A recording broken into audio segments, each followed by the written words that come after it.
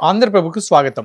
ఒక 10 సంవత్సరాల నుంచి ఒక 20 సంవత్సరాల ముందుకు వెనక్కి వెళ్తే ఏదైనా ఒక వార్త తెలుసుకోవాలంటే శాటిలైట్ ఛానల్స్ ఉండేవి, న్యూస్ పేపర్స్ ఉండేవి, అంతకుముందు రేడియోలు ఉండేవి. కానీ ఇప్పుడు సోషల్ మీడియా యుగం వచ్చిన తర్వాత ఏ వార్త నిజమైంది, ఏ వార్త అబద్ధము, ఈ విషయాలు తెలుసుకోవడం చాలా కష్టం అవుతుంది. ముఖ్యంగా ప్రతి ఒక్కరి చేతిలోనూ సెల్ ఫోన్ వచ్చిన తర్వాత ఫేక్ న్యూస్ అనేది చాలా కష్టంగా అవుతుంది తెలుసుకోవడం. కేంద్ర ప్రభుత్వం దీనిపైనటువంటి ఒక చక్కని నిర్ణయం తీసుకుంది. ఈ ఫేక్ న్యూస్ని స్ప్రెడ్ చేయడం కన్నా ఉండడం కోసం ప్రతి మినిస్ట్రీకి ఒక వ్యవస్థను తయారు చేసింది. దాన్నే క్విక్ రెస్పాన్స్ టీమ్ అంటున్నారు. సో ఈ క్విక్ రెస్పాన్స్ టీమ్ ఎలా పనిచేస్తుంది, అసలు దీని అవసరం ఎందుకు వచ్చింది, ఈ విషయాలు మనం చర్చిద్దాం. మనతో పాటు మన స్టూడియోలో అందుబాటులో ఉన్నారు రీసెర్చ్ అనలిస్ట్ శ్రీ ఆదిత్య కృష్ణ గారు. సార్ నమస్కారం అండి. నమస్తే సార్.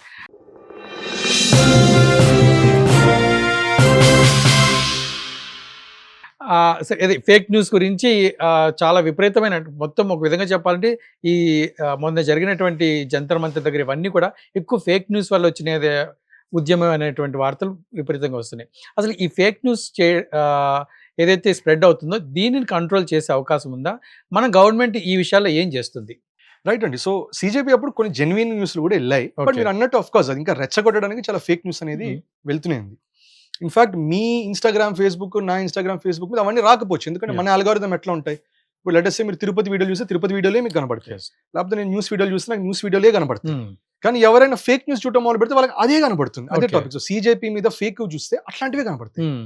ఇన్ఫాక్ట్ సీజేపీ ప్రొటెస్ట్లు అయిన ఈ ఫేజ్ లో ఏప్రిల్, మే, జూన్, జూలై, రైట్. సో ఇది ఏప్రిల్, మే, జూన్, జూలై 4 నెలల్లో దాదాపుగా మన హోమ్ అఫేర్స్ మినిస్ట్రీ 1,00,000 కంటే ఎక్కువ వీడియోలని ఇన్స్టాగ్రామ్ నుంచి తీసేయమని చెప్పింది. అంటే ఒక డేటా వైజ్ చూస్తే ప్రతి 62 సెకండ్లు ఒక కంటెంట్ ని తీసేయమన్నటువంటి ఆర్డర్ వెళ్ళింది యావరేజ్. Okay, right. సో అంత ఫేక్ న్యూస్ అనేది స్ప్రెడ్ అవుతూ ఉంది రకరకాలుగా. మీరు అన్నట్టు ఏసీపీదే అవనియండి, లేకపోతే కోవిడ్ అప్పుడు మీరు గుర్తుంటే కోవిడ్ మీద జరుగుతున్న ఫేక్ న్యూస్. కానీ అప్పట్లో పాల్ఘర్ మహారాష్ట్రలో ఎవరో సాధువులు ఉంటే అక్కడ ఒక లోకల్ గా వాట్సాప్ లో ఫార్వర్డ్ అయింది, ఎవరో ఇద్దరు వస్తున్నారు కారులో, వాళ్ళే పిల్లల్ని కిడ్నాప్ చేసి ఆర్గన్స్ అమ్మబోతున్నారు అన్నారు.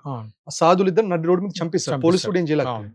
సో ఇట్లాంటి రకరకాల ఫేక్ న్యూస్ జరుగుతున్నాయి. ప్రభుత్వం ఇన్నాళ్ళు ఇప్పటిదాకా ఏం చేసిందంటే మనకి ఐటీ యాక్ట్ అని ఉంది. ఐటీ యాక్ట్ లో ఒకటి ఏంటంటే సెక్షన్ 69, సెక్షన్ 79 రెండు ఉంటాయి. సెక్షన్ 69 లో కూడా మనం ఎసెన్షియల్ ఏమంటున్నామంటే ఇట్లాంటివి ఏమన్నా ఒక ప్లాట్ఫామ్ మీద పెడితే అది ప్రభుత్వం అది తీసేయమంటే తీయాలి. ఇంకోటి సెక్షన్ 79 ఏమంటుంది, సేఫ్ హార్బర్ అంటుంది. అంటే మీరు ఫేస్బుక్ అనుకోండి, లేకపోతే మీరు ఇన్స్టాగ్రామ్, ట్విట్టర్ వాళ్ళు అనుకోండి, ఇంతకు ముందర ఎవరైనా దాంట్లో ఫేక్ న్యూస్ పెడితే వీళ్ళ మీద కేసు వేసేవాళ్ళు. తర్వాత ఏం చేశారు, సరే యాజ్ పర్ సెక్షన్ 79 మీకు సేఫ్ హార్బర్ ఇస్తున్నాం, వాళ్ళెవరో చేసిన దానికి మిమ్మల్ని శిక్షించము, కానీ వాళ్ళు చేసింది మీరు తీయండి అని మేము మీకు చెప్పినప్పుడు మీరు తీయాలి. మీరు తీయకపోతే మీకు సేఫ్ హార్బర్ ఉండదు, మీ మీద చర్య తీసుకుంటాం. సో ఇప్పుడు ఇది బ్యూరోక్రటిక్. సో ఫస్ట్ పాయింట్, మనకి యాక్షన్ ఎవరు తీసుకుంటారంటే ఫస్ట్ ఎప్పుడైనా ఇన్ఫర్మేషన్ ని కంట్రోల్ చేయాల్సింది మినిస్ట్రీ ఆఫ్ ఇన్ఫర్మేషన్ బ్రాడ్కాస్టింగ్. వీళ్ళు ఎట్లా చేస్తారు, వీళ్ళకి ప్రెస్ ఇన్ఫర్మేషన్ బ్యూరో ద్వారా ప్రెస్ రిలీజ్లు అవుతూ ఉంటాయి. దీంతో ప్రాబ్లం ఏంటి, ఇప్పుడు ఒక సీజేపీ ఏదో జరుగుతుంటుంది, లేకపోతే మనం చూస్తుంటాం ఎవరో సినిమా హీరోనో ఎవరో నటుడు ఉంటారు, నటుడు చనిపోయాడు న్యూస్ వచ్చేస్తుంది, అందరు ఇంకా మొదలు పెడతారు. ఇంకా ఆ సినిమా హీరోనో వీళ్ళే పబ్లిక్ లో అరే నాయన నాకేం అవ్వలేదు, ఇట్లాంటి దయచేసి మీరు చేయకండి, రూమర్స్ స్ప్రెడ్ చేయకండి, వాళ్ళు దండం పెట్టుకుంటారు, రైట్. సో ఇది ఇట్లాంటివి జరుగుతుంటాయి. సో ఇట్లాంటిది జనరల్ గా ఎప్పుడైనా గవర్నమెంట్ స్కీమ్స్ మీద జరిగినప్పుడు ఏమవుతుంది, ప్రెస్ ఇన్ఫర్మేషన్ బ్యూరో వాళ్ళు ఒక లెటర్ రిలీజ్ చేసి వాళ్ళ వెబ్సైట్ లో పెడతారు, లేకపోతే న్యూస్ కి ఇస్తారు, రైట్. అది ఎవరు చదువుతారు, ఎవరో అనలిస్టులు చదువుతారు, ఎవరో మీడియా వాళ్ళు చదువుతారే కానీ ప్రజలు ఎవరు పిఐబి న్యూస్కి వెళ్ళి ఎందుకు చదువుతారు అది. సో అదొక మోడల్ వాళ్ళది. తర్వాత మినిస్ట్రీ ఆఫ్ ఇన్ఫర్మేషన్ బ్రాడ్కాస్టింగ్ వాళ్ళ పిఐబిలోనే ఫ్యాక్ట్ చెక్ యూనిట్స్ అనేది పెట్టారు. ఇప్పుడు మొన్ననే ఒకటి వచ్చింది, ఏమని వచ్చింది, 500 రూపాయల నోటు డిమానిటైజేషన్ అవబోతుందని చెప్పి మొత్తం పబ్లిక్ లో చెప్పింది. దానికి చిన్నగా 2 రోజుల తర్వాత 3 రోజుల తర్వాత అప్పుడు రిజర్వ్ బ్యాంక్ ఆఫ్ ఇండియా వాళ్ళు ఒక రిలీజ్ చేశారు, ప్లస్ పిఐబి వాళ్ళు కూడా రిలీజ్ చేశారు. ఇదంతా నిజం కాదు, ఇది రూమర్స్ అయినా దయచేసి ఎవరిది నమ్మకండి అని చెప్పి తర్వాత వాళ్ళు చెప్పారు. అది కూడా ఒఫీషియల్ గా పెట్టారు, అప్పటికల్లా వైరల్ అయింది. ఇంకోటి ఇరాన్ క్రైసిస్ అయినప్పుడు కూడా ఎల్పిజి లేదు అయిపోయింది అన్నారు, పెట్రోల్ లేదు అయిపోయింది అన్నారు, అందరూ హడావిడి పడిపోయి ఆ హడావిడి వల్ల నిజంగానే అయిపోయాయి. కానీ మనకి స్టాక్ అవ్వాలా, జస్ట్ లోకల్ గా ఉన్న స్టాక్స్ అని స్టోర్లన్నీ అయిపోతూ ఉన్నాయి. సో అదంతా కూడా ఫేక్ న్యూస్ అని తెలిసింది. దానికైతే నిజం చెప్పాలని ఎటువంటి ప్రెస్ ఇన్ఫర్మేషన్ కూడా రాలేదు. సో ఇది ఒకటి, మినిస్ట్రీ ఆఫ్ ఇన్ఫర్మేషన్ బ్రాడ్కాస్టింగ్. రెండోది మేటీ, అంటే ministry of electronics and information technology. MeitY వాళ్ళు ఏం చేస్తారు, ఈ ఐటీ యాక్ట్ సెక్షన్ 69, 79 వాడి ఏమన్నా ఇట్లాంటి నేషనల్ సావరీనిటీకి సంబంధించినది, లా అండ్ ఆర్డర్ సంబంధించిన ఇష్యూస్ చేసేటటువంటి కంటెంట్ ని మీరు బ్యాన్ చేయండి, తీసేయండి, ఇవన్నీ స్ట్రైక్ లేటాలు ఇవన్నీ కూడా వాళ్ళు చేస్తారు. సో ఎసెన్షియల్లీ వాళ్ళు వెళ్ళి ప్లాట్ఫామ్స్ కి మీరు తీయాలి అని చెప్పడం వాళ్ళు చేస్తారు. కానీ ఇది బ్యూరోక్రటిక్ ప్రాసెస్. ఫార్మ్స్ ఫిల్ చేయాలి చేయాలి. మళ్ళీ ప్రతి ఆర్గనైజేషన్ లో వాళ్ళకి ఒక ఈ డిస్ప్యూట్ టీం వాళ్ళు ఉంటారు, లేకపోతే కంప్లైంట్స్ టీం వాళ్ళు ఉంటారు, వాళ్ళకి సబ్మిట్ చేయాలి. వాళ్ళు okay we will do internal review అంటారు. అది అయ్యేసరికి 2-3 వారాలు అవుతుంది. మనకి వైరల్ కంటెంట్ కావాల్సింది ఒక రోజు చాలు అల్లకల్లోలం చేయడానికి, రైట్? సో సోనం వాంగ్చుక్ మీద కూడా నిజం చెప్పాలంటే రకరకాలవి జరుగుతుంది, అసలు ఏందేందో అయిపోతుంది. మధ్యలో ఇప్పుడు పెలెట్ గన్స్ అన్నారు, పెలెట్ గన్ అయిందా లేదా మనకి ఇంకా కన్ఫర్మ్ గా తెలియదు. సో ఈ రకరకాల న్యూస్లు వస్తుంటాయి. వైరల్ కంటెంట్ కి 1 డే చాలు, 1 డే కూడా కాదు, ఫ్యూ అవర్స్ లో మొత్తం విధ్వంసం సృష్టించగలరు. నేపాల్లో దాదాపు గదే జరిగింది, బంగ్లాదేశ్ దాదాపు గదే జరిగింది. సో ఈ డిప్లొమాటిక్ ప్రాసెస్ లో, ఈ బ్యూరోక్రటిక్ ప్రాసెస్ లో మేటీ చేసే దాంట్లో స్లోగా అవుతుంది. ఇప్పుడు దీనివల్ల ప్రాబ్లం ఏమవుతుంది, ఎసెన్షియల్ గా ఇన్స్టెంట్ యాక్టివిటీ చేయడానికి లేదు. సో ఇన్ఫాక్ట్ మేటీ వాడేది section 69. Ministry of home affairs మూడోది, first MIB information broadcasting, next electronics and information technology, మూడోది వచ్చేసరికి మినిస్ట్రీ ఆఫ్ హోమ్ అఫేర్స్. వీళ్ళు ఏం చేశారు, సహయోగ్ పోర్టల్ అనేది తయారు చేశారు. వాళ్ళు ఎక్స్ప్లిసిట్ గా వాళ్ళు IT యాక్ట్ లో సెక్షన్ 79 దాంట్లో క్లియర్ కట్ గా రాస్తుంది, మీకు ఇది తీయాలి, ఇది తప్పుగా ఉంది అని ఇన్ఫర్మేషన్ వచ్చిన తర్వాత మీరు యాక్ట్ చేయకపోతే మీ మీద ఇమ్మీడియట్ గా చర్యలు తీసుకోవచ్చు. ఎవరు, మినిస్ట్రీ ఆఫ్ హోమ్ అఫేర్స్ తీసుకుంటారు ఆర్ మినిస్ట్రీ ఆఫ్ IT తీసుకుంటుంది. ఆ సహయోగ్ పోర్టల్ అనే ద్వారానే వాళ్ళు మన CJP అప్పుడు దాదాపుగా 1,00,000 కంటెంట్ వీడియోస్ కంటే కూడా 1,00,000 కంటే ఎక్కువ, యాజ్ ఐ మెన్షన్, నిమిషానికి ఒకటి జప్పున అరౌండ్ 4 నెలలు అట్లా తీయించేశారు వాళ్ళు, రైట్? సో సహయోగ్ పోర్టల్ అనేది చాలా వాళ్ళు పవర్ఫుల్ గా వాడుతున్నారు. దానికి బ్యూరోక్రటిక్ ఇంత స్లో ప్రాసెస్ కాదు, ఇమీడియట్ గా చేస్తున్నారు, కానీ ఇంకా కూడా వాళ్ళు కూడా కొంచెం ప్రాసెస్ ఉన్నాయి. ఇప్పుడు ఫైనల్ గా మినిస్ట్రీ ఆఫ్ ఇన్ఫర్మేషన్ బ్రాడ్కాస్టింగ్ చెప్పింది ఏంటంటే, ప్రతి డిపార్ట్మెంట్ వాళ్ళ క్విక్ రెస్పాన్స్ టీమ్స్ అనేది పెట్టండి అని. క్విక్ రెస్పాన్స్ టీమ్స్ కి వాళ్ళు ఇచ్చిన రూల్ ఏంటంటే, ఒక మిస్ఇన్ఫర్మేషన్ జరుగుతుందని తెలిసిన మరుక్షణం 2 గంటల లోపల మీరు రెస్పాన్స్ రావాలి. రెస్పాన్స్ కూడా ప్రెస్ స్టేట్మెంట్ లాగానో లేకపోతే ఏదో మీరు ఆన్లైన్ పెట్టడమో కాదు, మీమ్ ఫార్మాట్ లో వైరల్ కంటెంట్ లాగా, షార్ట్ వీడియోస్ లాగా ఇట్లా మీరు పుష్ చేయాలి. సో ఇది అర్జెంట్ గా 2 hours లోపల చేయాలి. అది ప్రతి డిపార్ట్మెంట్ చేయాలి. కానీ అఫ్ కోర్స్ దీన్ని సక్సెస్ అవ్వాలంటే ప్రతి డిపార్ట్మెంట్ అభిప్రాయం అక్కడ IAS ఆఫీసర్ కూర్చొని ఫైల్ ఇవ్వండి అమ్మా, చూస్తానమ్మా, వెరిఫై చేస్తాను, రేపు చూద్దాం, ఎల్లుండి చూద్దాం, సెలవు ఇవ్వండి అంటే అవ్వదు. అది ఎసెన్షియలీ దానికి థర్డ్ పార్టీ వాళ్ళని పిలుచుకురావటం, యంగ్స్టర్స్ ని పిలుచుకురావటం, నేషనలిస్టిక్ గా ఉన్న వాళ్ళు, లేకపోతే ప్రభుత్వానికి అనుకూలంగా ఉండేవాళ్ళు. ప్రభుత్వం అంటే సెంట్రల్ గవర్నమెంట్ కాదు. ఇప్పుడు కర్ణాటక గవర్నమెంట్ లో కూడా ప్రియాంక్ ఖర్గేజీ కూడా, ఆయన కూడా వాళ్ళ ministry of IT Priyank Khargeji Karnataka ప్రభుత్వం మీద చాలా మిస్ఇన్ఫర్మేషన్ జరుగుతుంటే ఆయన దీని మీద యాక్షన్ చేయాలంటే దానికి యాక్చువల్ గా చేయనివట్ల కోర్టులు. ఎందుకంటే బాంబే హైకోర్టు ఒక ఆర్డర్ వచ్చింది. ఏమైనా ఆర్డర్ వచ్చిందంటే, ఫేక్ న్యూస్ అని ఏం బేసిస్ మీద అంటారు, what is a fake news, who are you to define, who is a politician going to define. అందుకని ఫేక్ న్యూస్ ఒప్పుకోం, అట్లా బ్యానింగ్ చేస్తే how can you stifle free speech, అది ఫండమెంటల్ రైట్స్ కి వ్యతిరేకం. సో దీన్ని ఛాలెంజ్ చేసింది ప్రభుత్వం. సుప్రీం కోర్టు ఉంది, అవును కరెక్టే కదా, మీకు అది ఫేక్ న్యూస్ ఏమో, వాళ్ళకి అది నిజమైన న్యూస్ ఏమో, ఎట్లా చెప్తారు, ప్లస్ మీ ఫ్రీ స్పీచ్ ఎట్లా థాట్ చేస్తారు ఇవని చెప్పి సుప్రీం కోర్టు ఒప్పుకోలేదు. సో ప్రియాంక్ ఖర్గేజీనే ఇన్ఫాక్ట్ నిన్ననో మొన్ననో చెప్పిన విషయం, సరే ఫైన్ మేము బ్యాన్ చేయకూడదు అంటే మేము బ్యాన్ చేయము, కానీ మేము ఏం చేస్తామంటే మేము తీసుకునే చర్య, ఎవరన్నా మా మీద మిస్ఇన్ఫర్మేషన్ చేస్తే మిమ్మల్ని పబ్లిక్ గా we will name and shame, మీకు వ్యతిరేకమైన నరేటివ్ కూడా we will definitely push to show what you are doing అనేది చెప్పారు. So it is across the party line ఉండేది. In fact across the party line అన్నాం కాబట్టి World Economic Forum I think 2024 లో release చేసిన రిపోర్ట్ లో స్పష్టంగా చెప్పింది, ప్రపంచంలో మిస్ఇన్ఫర్మేషన్ లో మాక్సిమం థ్రెట్ ర్యాంక్ 1 ఉన్నది భారత్, ఉన్న దేశాలన్నిట్లో. So rank 1 Bharat, misinformation maximum. దానికి ఒక కారణం ఏంటంటే, మనకి మిస్ఇన్ఫర్మేషన్ వచ్చిన మరుక్షణం మనం ఆలోచించాం, వాట్సాప్ లో దోసేస్తాం, ఫార్వర్డ్ చేసేస్తాం, రైట్? అండ్ ఇంకోటి ఏంటి, ఇప్పుడు లెటెస్ట్ సే నేను ఒక పొలిటికల్ పార్టీకి చెందిన వాడిని, లేకపోతే I like one political party, ఇంకో పొలిటికల్ పార్టీ నచ్చదు, వాళ్ళ మీద ఒక ఫేక్ న్యూస్ వస్తే చాలా తోసిబారాడు, రైట్? ఎందుకంటే ఇట్ సూట్స్ మై, నాకు నచ్చింది అది ఆ పొలిటికల్ పార్టీని కించపరుస్తుంది, సో తోసిబారేస్తుంది. సో ఇన్ఫాక్ట్ దీని ముందర కూడా, వాట్సాప్ జమానా ముందర కూడా మీకు కూడా వచ్చి ఉంటుంది, Jana Gana Mana UNESCO certified best national anthem. That is సరే, we have pride about Jana Gana Mana, కానీ అంతేగాని UNESCO has no business to talk about Jana Gana Mana కదా. అది పుష్ చేసాం, we feel good about it, so we push it. But essential అది ఫేక్ న్యూస్. మనలో చాలా మంది బయట దేశాలకు వెళ్ళి అన్నారు అని కూడా అక్కడ జనాలు ఏం మాట్లాడుతున్నావు అన్నట్టు కూడా చూసారు, మన మీదే కదా బ్యాడ్ ఇంప్రెషన్ వచ్చేది.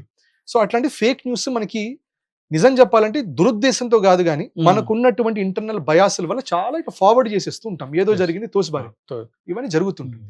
సో దానివల్ల రెండోది మీరు చూస్తే ఒక డేటా, ఆ డేటా ఏమంటుందంటే, మీరు ఒక మ్యాప్ ఇన్ఫాక్ట్ మీ స్క్రీన్ మీద చూపించగలిగితే కలర్స్ చూడొచ్చు మీరు, సెన్సిటివిటీ, ఏమైనా ఫేక్, ఏమైనా న్యూస్ అనేది నిజమా కాదా, ఫేకా కాదా అని చూసే డేటా మీరు చూస్తే భారత్ లోయెస్ట్ లో ఉంటుంది, ఆల్మోస్ట్ బ్లూ పర్పుల్ కలర్ లో ఉంటుంది ఆ మ్యాప్ లో. సో ఎసెన్షియల్లీ మన వాళ్ళు ఏంటంటే, అసలు ఫేక్ న్యూస్, నిజమైన న్యూస్ అనవసరం, నేను అనుకున్న దానికి అనుకూలంగా ఉంటే తోసాడు. ఇప్పుడు సోనం వాంగ్చుక్ ఉన్నారు, ఆయనకి ఈ CJP ప్రొడ్యూసర్ కొన్ని రకరకాల న్యూస్ వచ్చింది, ఆయన బాత్రూమ్ కి లేవో తింటున్నారు, ఆ బాటిల్ లో వాటర్ కాదు, దాంట్లో చికెన్ సూప్, ఇవన్నీ ఏవేవో వస్తున్నాయి. బట్ డాక్టర్ రిపోర్ట్ లో చూస్తే మాత్రం నిజం చెప్పాలంటే తగ్గుతూనే ఉంది. ఆయనకు ఉన్నటువంటి all the critical blood counts అవన్నీ కూడా తగ్గుతూ ఉన్నాయి, పారామీటర్స్ తగ్గుతుంది, న్యూట్రిషన్ డెఫిసిట్ వస్తూనే ఉంది ఆయనకి, కనబడుతున్నాయి. కానీ ఇవి పుష్ చేస్తుంది. సో సోనం వాంగ్చుక్ వ్యతిరేకంగా ఉన్న వాళ్ళు ఏం చేస్తారు, సర్క్యులేట్ చేస్తారు, బాగుంది కదా, అవును చికెన్ సూప్ తాగుతున్నాడు, బాత్రూమ్కి వెళ్ళి తినొస్తున్నాడు, బ్రెడ్ పకోడా అరేంజ్ చేసి పెట్టాడు జునేద్ లోపల, ఇవన్నీ రకరకాల మాటలు. At the same time counter acting కూడా, దట్ ఇది బీజేపీ వాళ్ళు కూడా ఏవేవో చేస్తున్నారు, దాడులు చేస్తున్నారు, కుట్టేస్తున్నారు మనల్ని, ఇవన్నీ ఏదో నీళ్ళల్లో ఏదో గలపబోతున్నారు, ఏదో రకరకాల నాన్ సెన్స్. వాళ్ళ అనుకూలం కాబట్టి వాళ్ళు పుష్ చేసుకుంటూ ఉంటారు. సో ఇది misinformation we're rank 1. Second, misinformation కాదని ఆలోచనలో we're among the lowest. And ఇవన్నిటిని కౌంటర్ చేయడానికి క్విక్ రెస్పాన్స్ టీమ్ అనేది మినిస్ట్రీ ఆఫ్ ఇన్ఫర్మేషన్ కాదు, మినిస్ట్రీ ఆఫ్ ఐటీ కాదు, మినిస్ట్రీ ఆఫ్ హోమ్ అఫేర్స్ కాదు, ఏ డిపార్ట్మెంట్ వాళ్ళు మీకు మీరు స్పందించండి. అంటే ఇప్పుడు వీళ్ళ ట్విట్టర్లు, వీళ్ళ ఫేస్బుక్లు తో వీళ్ళు పంపిస్తారు, ఎట్లా ఉంటాయి, ఎట్లా రెస్పాండ్ అవుతారు వీళ్ళు? కరెక్ట్, అది కూడా చేయాలి. ప్లస్ వాళ్ళ ఒఫీషియల్స్ ఎవరి దగ్గర హ్యాండిల్స్ ఉంటే వాళ్ళు పుష్ చేయాలి, లేకపోతే it is up to them. You employ influences కి డబ్బులు ఇవ్వడం మొదలు పెట్టండి మీరు. ఓకే, ఇన్ఫ్లుయెన్సెస్ కి ఇచ్చి చెప్పండి, మినిస్ట్రీ ఆఫ్ ఇన్ఫర్మేషన్ బ్రాడ్కాస్టింగ్ కాకపోయినా ఆర్బీఐ అయినా ఎవరైనా కూడా let them push and let them push the narrative, let them spread. అది క్విక్ రెస్పాన్స్ టీమ్ ద్వారా జరగాలి. ఇప్పుడు ఇథనాల్ E20 మీద రకరకాల విమర్శలు వస్తాయి, మనం మాట్లాడుతున్నాం, రకరకాల మీడియా హౌస్లు మాట్లాడుతున్నాయి. ఇప్పుడు పెట్రోలియం మినిస్ట్రీ దీని గురించి ఏం మాట్లాడుతుంది ఎవరికైనా తెలుసా మన వ్యూవర్స్ కి? తెలియదు. వాళ్ళు స్టేట్మెంట్ ఇవ్వలేదని కాదు, ప్రెస్ ఇన్ఫర్మేషన్ బ్యూరోలో ఇచ్చారు, ప్రెస్ కాన్ఫరెన్స్ చెప్పారు, మనకు తెలుసా? మనకు తెలియదు. హర్దీప్ సింగ్ పూరీజీ ఏం మాట్లాడారో తెలుసా? తెలియదు. నితిన్ గడ్కరీజీ ఏం మాట్లాడారు? If your anti national, if you question about E20, ఇంతవరకు మనకు తెలిసింది. కానీ E20 గురించి స్పష్టంగా ఏమన్నాడో తెలియదు. రైట్, ఇన్ఫాక్ట్ ఆయన రోడ్స్, ఆయన హీఈస్ నాట్ ఇంటూ పెట్రోలియం. ఆయన పిల్లలు of course they are benefiting అని చెప్పి ఆయన అంటున్నారు. కానీ బట్ హర్దీప్ సింగ్ పూరీజీ, ఆయన ideally his ministry should give out content.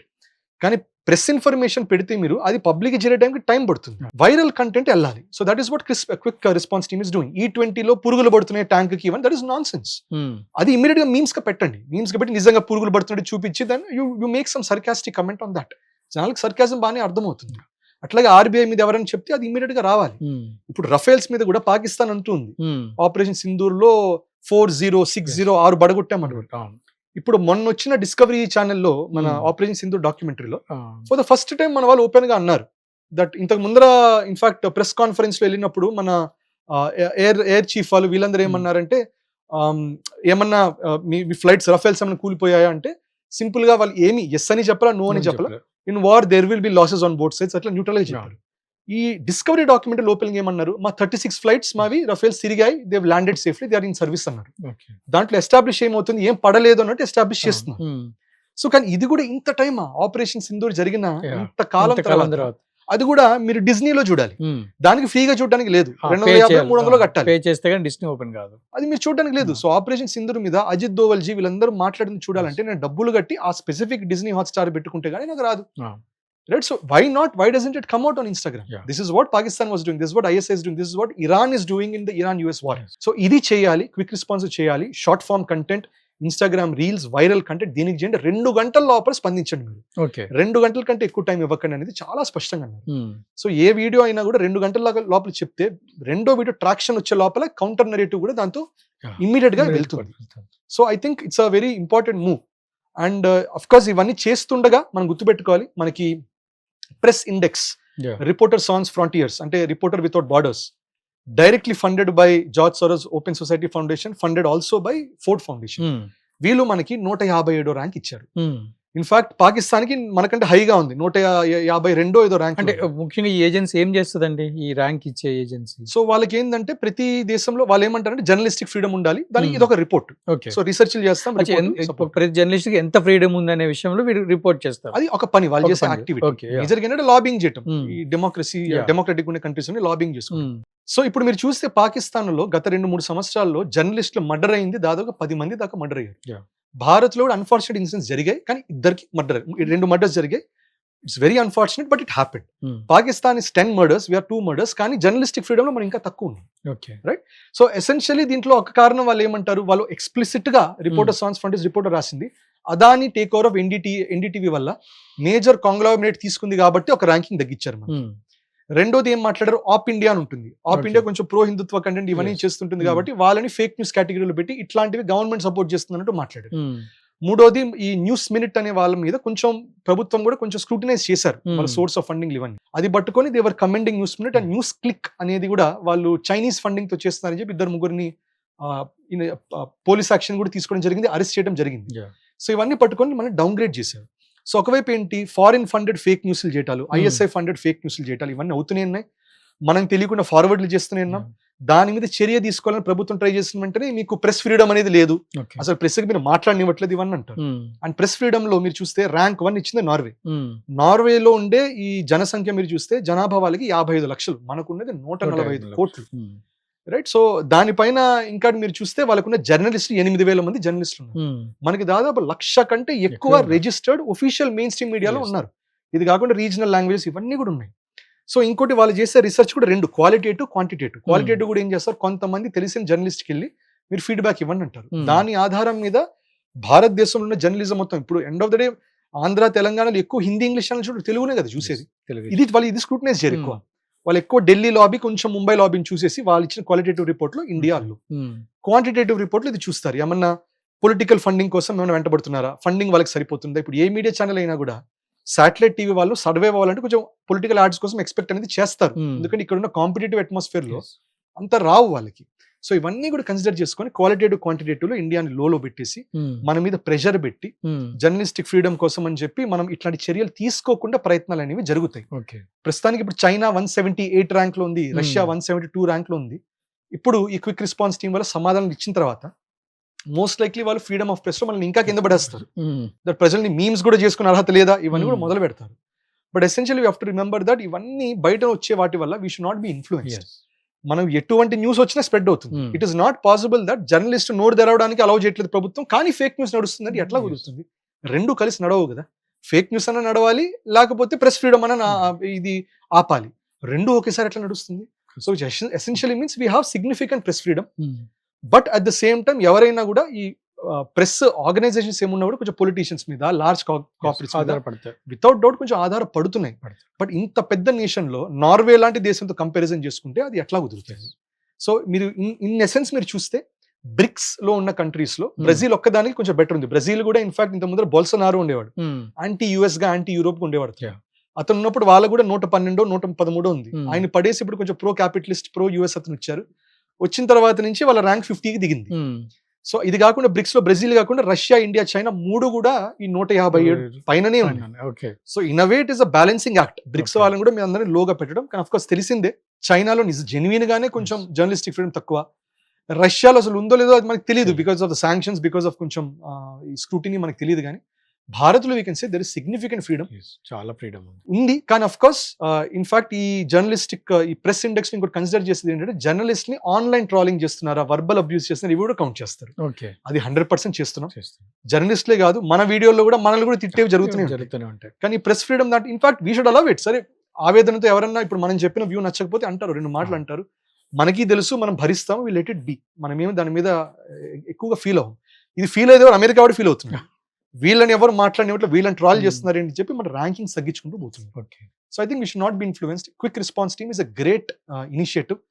ఇది జరగాలంటే కానీ ఏంటంటే ఐఏఎస్ ఆఫీసర్లు, ఐపీఎస్ ఆఫీసర్లు కొంచెం వీళ్ళు బ్యాక్ స్టెప్ తీసుకొని వాళ్ళు ఈ సిస్టమ్ ఏముంటే బ్యానింగ్, బ్లాకింగ్ అవి చూసుకోండి. మీరు చేయాల్సినవి మీరు చేయండి. కానీ but essentially start getting youngsters, get interns, get third party people, get lateral entries. వాళ్ళ చేత మీరు చేయించండి. This no dearth of creativity is incredible.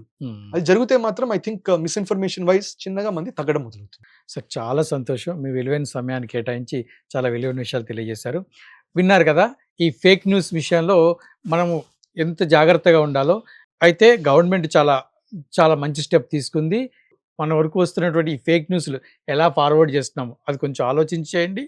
అంతేకాకుండా ఇప్పుడు మనకి ఇక త్వరలోనే దానికి సంబంధించినటువంటి కౌంటర్స్ కూడా రాబోతున్నాయి గవర్నమెంట్స్ దగ్గర నుంచి, దానినే ఫార్వర్డ్ చేయండి. ఇది ఈ విషయంలో మీ కామెంట్స్ కూడా తెలియచేయండి. అలాగే ఆంధ్రప్రభ సబ్స్క్రైబ్ చేసుకోండి. నమస్కారం.